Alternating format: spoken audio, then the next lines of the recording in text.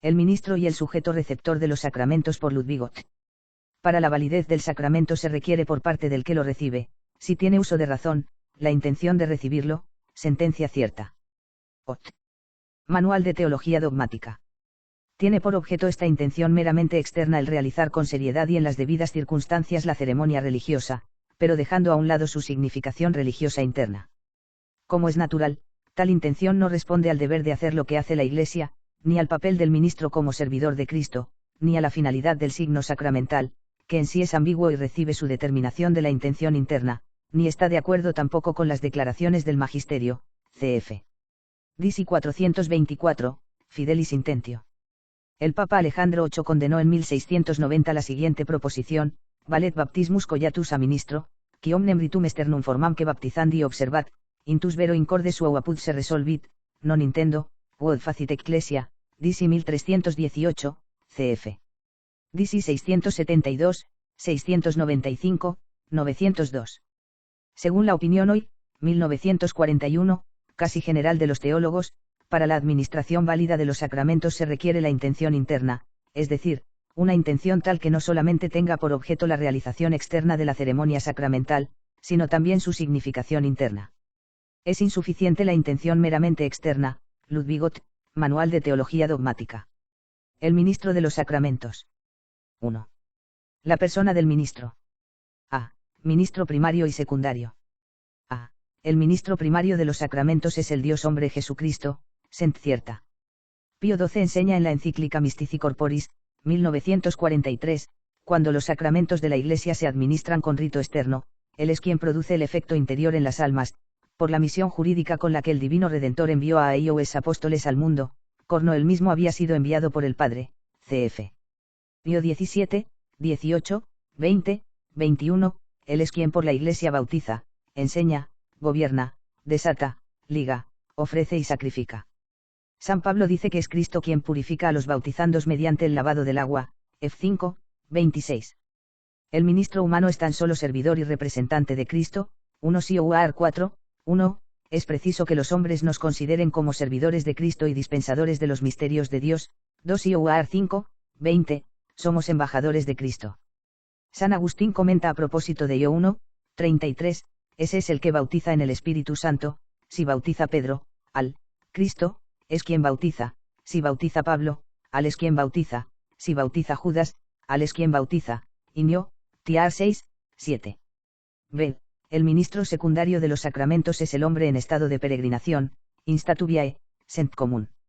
Prescindiendo de los sacramentos del bautismo y el matrimonio, para la administración válida de los demás es necesario poseer poder sacerdotal o episcopal recibido por ordenación. El Concilio de Trento, contra la doctrina reformista sobre el sacerdocio universal de todos los fieles, declaró: siquis dixerit, Christianus omnes in verbo et omnibus sacramentis administrandis avere potestatem, A.S., Disi 853. Como el ministro humano obra en representación de Cristo, in persona Christi, 2 Ioar 2, 10, necesita un poder especial conferido por Cristo o por la Iglesia de Cristo. El ministro del sacramento ha de ser distinto del sujeto que lo recibe, si exceptuamos el caso de la Eucaristía. Inocencio III declaró que el bautismo de uno mismo era inválido, pero hizo aprecio de él como expresión enérgica de la fe en el sacramento y del deseo de recibirlo, votum sacramenti, Disi 413. B. Independencia de la ortodoxia y del estado de gracia del ministro. La validez y eficacia de los sacramentos no dependen de la ortodoxia ni del estado de gracia del ministro. Por lo que al estado de gracia se refiere, la tesis es de fe, por lo que concierne a la ortodoxia, es de fe tratándose del bautismo, Disi 860, y sentencia próxima a la fe tratándose de los demás sacramentos, cf. CIC 2372. El Concilio de Trento se pronunció contra los donatistas, valdenses, fraticelos, biclifitas y usitas haciendo la siguiente declaración: siquis dixerit, ministrum in peccato mortali existentem, modo omnia essentialia, quae ad sacramentum conficiendum e iuti conferendum pertanant, servaverit, non conficere e iuti conferre sacramentum, A.S., Disi 855, cf. Disi 424, 488, 584, 672. En la disputa sobre la rebautización de los herejes, el Papa Estebani, 256, argumentando sobre la tradición, decidió, contra la opinión de Cipriano, obispo de Cartago, y Firmiliano, obispo de Cesarea, que el bautismo administrado por Aios herejes es válido, DC 46, por consiguiente, si algunos vinieren a vosotros procedentes de alguna herejía, no se haga ninguna innovación, sino lo que es tradicional, a saber, que se les imponga la mano para penitencia, ni il innovetur, ni si vod traditum. Est, ut meina silis imponatur impenitentiam. El error de los donatistas, que enseñaban que para administrar válidamente los sacramentos era necesaria no solamente la ortodoxia, sino también estar libre de todo pecado grave, fue refutado por Optato de Milevi, sobre todo, por San Agustín, a ellos cuales se fundaron en que Cristo es el ministro primario de los sacramentos. La prueba teológica por razones internas la tenemos en la tesis de la eficiencia, ex opere operato, de los sacramentos, así como también en la consideración de que el ministro humano en los mismos no es sino causa instrumental con respecto a Cristo, que es el ministro primario. Como el instrumento obra por virtud de la causa principal, por lo mismo la eficiencia del sacramento no dependerá de la situación subjetiva del que lo administra. Si de ella dependiera, tendríamos una fuente de continua incertidumbre e intranquilidad, cf. STH 264, 5. C. Dignidad del ministro. Como servidor y representante de Cristo, el ministro está obligado en conciencia a administrar los sacramentos dignamente, es decir, en estado de gracia, cf. Ex 19, 22, Leb 19, 2, 21, 6. Es sacrilegio administrar un sacramento en estado de pecado mortal. Se exceptúa la administración del bautismo en peligro de muerte, porque el ministro del bautismo de necesidad no obra como ministro oficial de la Iglesia, sino que es uno que corre en auxilio de una persona que se halla en peligro. El Catecismo Romano, 2.1, 20, 2, hace la siguiente exhortación: lo santo, no cesaremos de encarecerlo, hay que tratarlo con santidad y respeto, cf. STH 364, 6. 2. La acción del ministro. A. Para administrar válidamente los sacramentos es necesario que el ministro realice como conviene los signos sacramentales, de fe. Ello significa que debe emplear la materia y forma sustanciales del sacramento, uniéndolas ambas en un único signo sacramental, DC 695. B. El ministro ha de tener, además, la intención de hacer, cuando menos, lo que hace la Iglesia, de fe. El Concilio de Trento, contra los reformadores, que negaban fuera necesaria la intención del que administra los sacramentos, porque estos no tendrían más que un valor subjetivo y psicológico, declaró: siquis dixerit, in ministris, dam sacramenta conficiunt et conferunt, non requiri intentionem saltem faciendi vod facit ecclesia, A.S., DC 854, cf. DC 424, 672, 695, 752. La expresión, intendere facere vod facit ecclesia, pretender hacer lo que hace la Iglesia, es corriente desde finales del siglo XII y comienzos del XIII, Prepositino, Gaufrido de Poitiers, Guillermo de Auxerre, Felipe el Canciller. A. Necesidad de la intención. Los padres no hacen expresamente comentarios sobre la necesidad de la intención para administrar los sacramentos. Consideran que ésta se incluye ya en la debida realización de la acción sacramental. El Papa Cornelio, 251 a 253, declaró la consagración episcopal de Novaciano como imposición de las manos aparente y nula, es decir, como inválida, evidentemente por falta de la intención necesaria por parte del ministro. Eusebio, HXV 43, 9. En la época patrística reinaba alguna incertidumbre sobre la validez del bautismo que se efectúa en broma o por juego. San Agustín no se atrevió a dar ninguna solución categórica, de Baptiste. 753, 102. El problema lo aclaró por vez primera la escolástica primitiva, sobre todo Uco et San Víctor, de Sacr. 2.6, 13. Se deduce que es necesaria la intención, por las siguientes razones. Como el ministro humano es servidor y representante de Cristo, 1 Sioar 4, 1, 2 Sioar 5, 20, está obligado a someter y adecuar su voluntad a la voluntad de Cristo, que es quien le ha confiado el encargo de administrar el sacramento. Cristo sigue viendo y obrando en su Iglesia. Por eso basta la intención de hacer lo que hace la Iglesia. El ministro humano es un ser dotado de razón y libertad. Por eso, el acto de administrar los sacramentos ha de ser un acto humano, es decir, una acción que procede del entendimiento y de la libre voluntad. Hugo de San Víctor, que es el primero en acentuar la necesidad de la intención, enseña: Gratianales y oportet opus ministeriorum Dei, de Sacr. 2.6, 13. El signo sacramental es ambiguo e indiferente de por sí para diversos usos. Por la intención del ministro se convierte en significativo y ordenado al efecto sacramental, cf. STH 64, 8. B. Cualidad de la intención. Por lo que respecta a la faceta subjetiva, el ideal es la intención actual, es decir, aquella intención de la voluntad que precede y acompaña toda la ceremonia, pero notemos que tal intención no es necesaria. Basta la intención virtual, es decir, la que se concibe antes de la ceremonia y que durante el transcurso de esta subsiste virtualmente. Santo Tomás la llama intención habitual, STH 364, 8-3. Es insuficiente la intención habitual, es decir, aquella que se concibe antes de la ceremonia y no se retira, pero que durante la ceremonia no existe de manera actual ni siquiera virtual, y por lo mismo no tiene influencia sobre ella. Por lo que respecta a la faceta objetiva, basta la intención de hacer lo que hace la Iglesia. Por eso no es necesario que el ministro tenga la intención de lograr los efectos del sacramento que pretende lograr la Iglesia, vg, la remisión de los pecados. No es necesario tampoco que tenga intención de realizar un rito específicamente católico. Basta el propósito de efectuar una ceremonia religiosa corriente entre los cristianos. C. Insuficiencia de la intención meramente externa. Según la opinión hoy casi general de los teólogos, para la administración válida de los sacramentos se requiere la intención interna, es decir, una intención tal que no solamente tenga por objeto la realización externa de la ceremonia sacramental, sino también su significación interna. Es insuficiente la intención meramente externa que consideraron como suficiente numerosos teólogos de la escolástica primitiva, vg, Roberto Pulo, Rolando, y más tarde Ambrosio Catarino, op.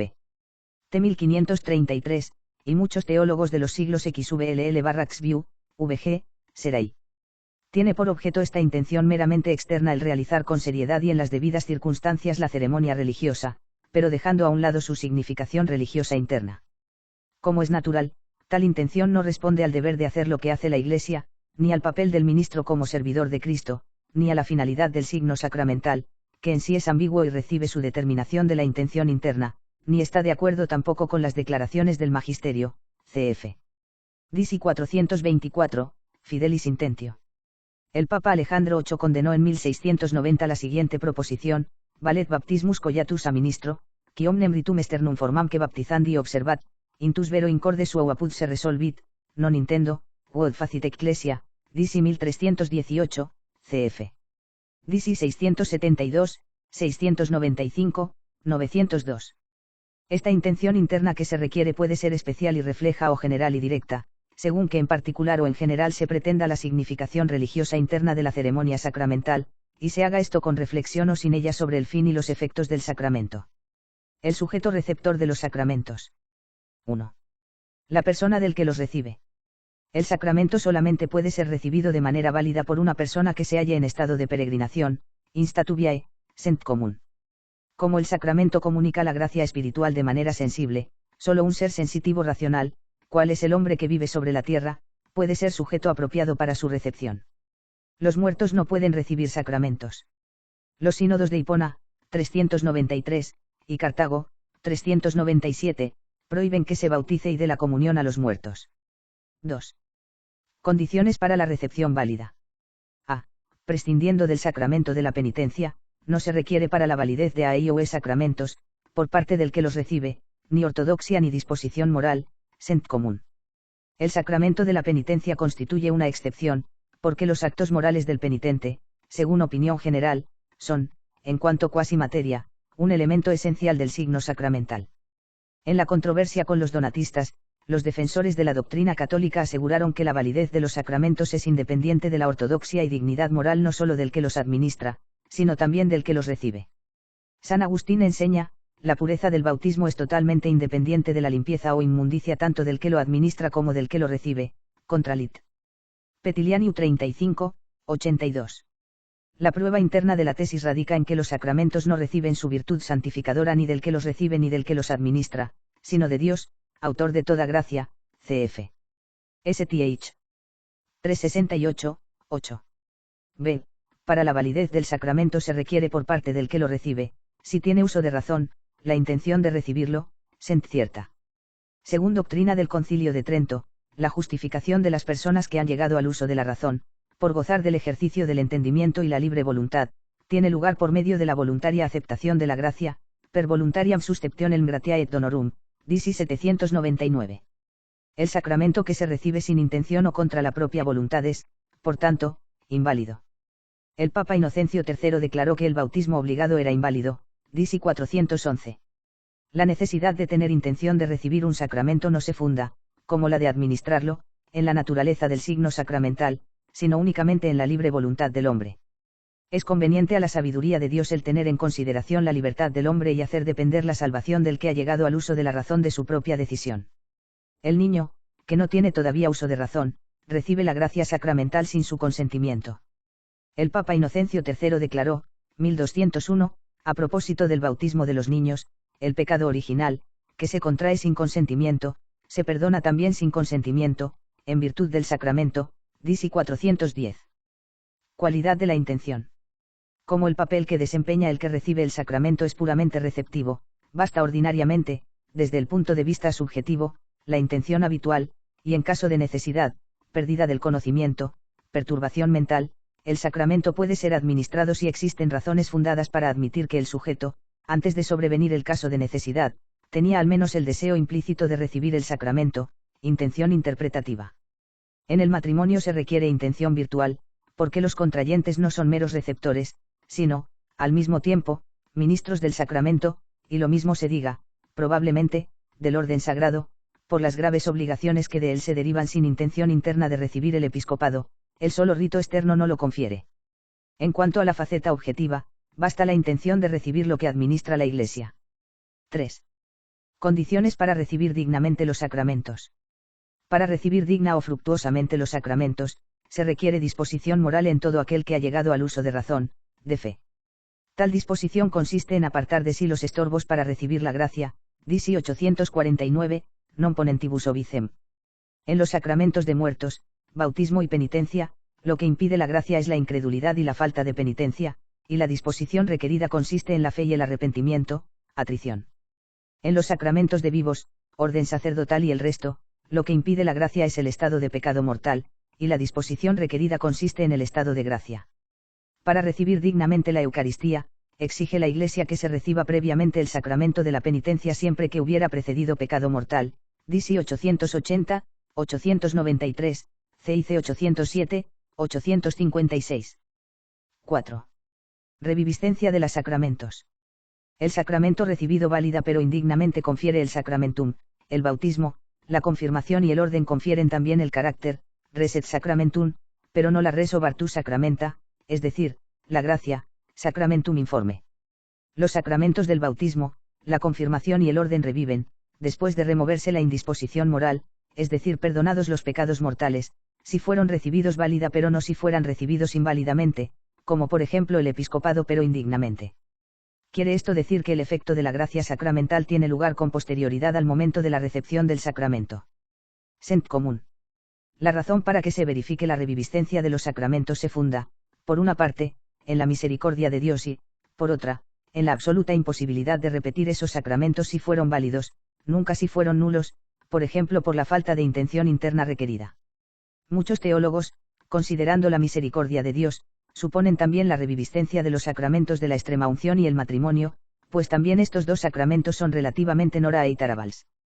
El sacramento de la penitencia no puede revivir, porque en él significa lo mismo recibirlo indigna que inválidamente.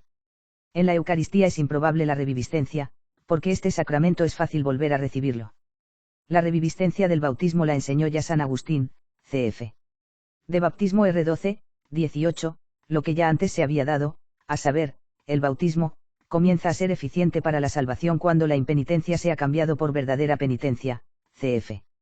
STH 369, 10.